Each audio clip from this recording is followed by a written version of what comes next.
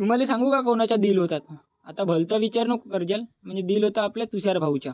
मग का तेवढ्यातच कॉलेज येऊन गेलं आम्ही. डीजे वगैरे सेटअप केलं. नाचायचा एवढा होता आम्हाला की सांगायच नको. मग नाचायची इकडे प्लॅनिंग पहा तुम्ही कशी चालू आहे इथं. म्हणजे दाबून खात होते पहा बरं हे लोकं. आपल्याला नाचायचाच इतका होता की सांगायच नको. तेवढ्यातच मी पण सुमडीमध्ये दुमडी करून टाकलं पहा बरं का.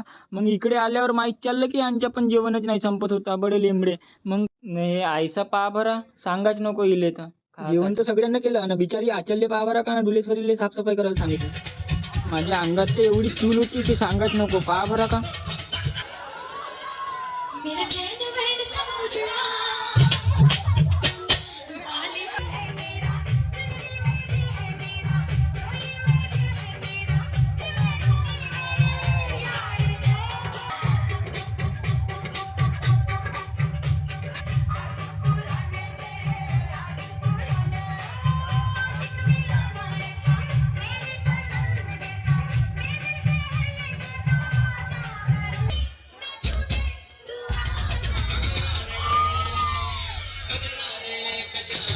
यांच्यासारखा सहारा राहिला आपल्याला तर आम्ही तर एवढी मजा करू ना.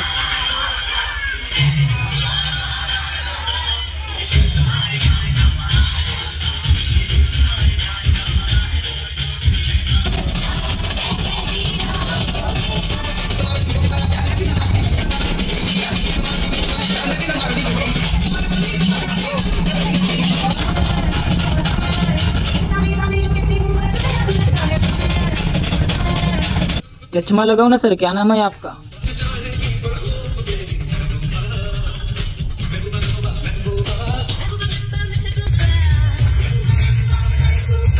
भावेश सर म्हणत होते मी एवढा नाचलो तर 2 वेळा प्रसाद खाईन म्हणे.